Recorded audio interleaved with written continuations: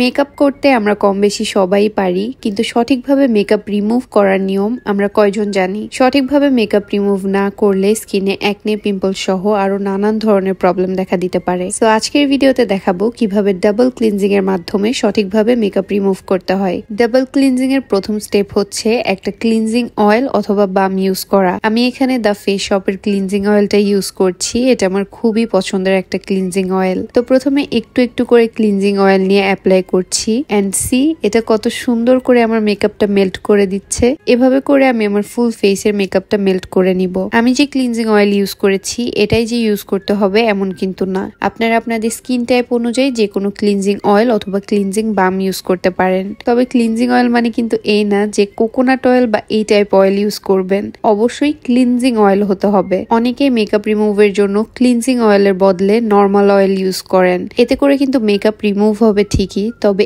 এই অয়েল আমাদের স্কিনের পোর্স গুলোতে জমে থেকে পোর্স ক্লগড করে স্কিনে বাম্পস সহ এ ধরনের বিভিন্ন প্রবলেম সৃষ্টি করতে পারে। পুরো মেকআপটা মেল্ট করার পর একটা কটন প্যাড অথবা ক্লিনজিং টাওয়াল নিয়ে মেল্ট হওয়া মেকআপটা রিমুভ করে ফেলতে হবে। Then the next step is emulsification. অল্প করে পানি দিয়ে ফেসে স্লোলি মাসাজ করতে হবে। ডাবল ক্লিনজিং এ এই স্টেপটা খুবই ইম্পর্টেন্ট। এই স্টেপে অয়েল প্লাস পানি মিক্স হয়ে স্কিন থেকে বের হয়ে আসে, যেটা কিনা নর্মাল অয়েলের ক্ষেত্রে হয় না। আমরা অনেকেই মেকআপ রিমুভের জন্য micellar water, wet makeup remover tissue এই ধরনের জিনিস ব্যবহার করে থাকি, বাট এই প্রসেসগুলোতে কিন্তু স্কিনের ভিতরে মেকআপের রেসিডিউ থেকে যায়, যার ফলে স্কিনে একনে, পিম্পল সহ বিভিন্ন ধরনের প্রবলেম দেখা দিতে পারে। অন্যদিকে এভাবে ডাবল ক্লিনজিং এর মাধ্যমে আমাদের স্কিনের ভিতর থেকে মেকআপটা প্রপারলি ক্লিন হয়ে আসে, which is very important to maintain a healthy skin. এখন লাস্ট স্টেপে একটা ক্লিনজার দিয়ে মুখ ধুয়ে ফেলতে হবে। আমি এখানে দ্য ফেস শপের রাইস ওয়াটার ক্লিনজার ইউজ করছি। এটা আমার রিসেন্ট ফেভারিট একটা ক্লিনজার।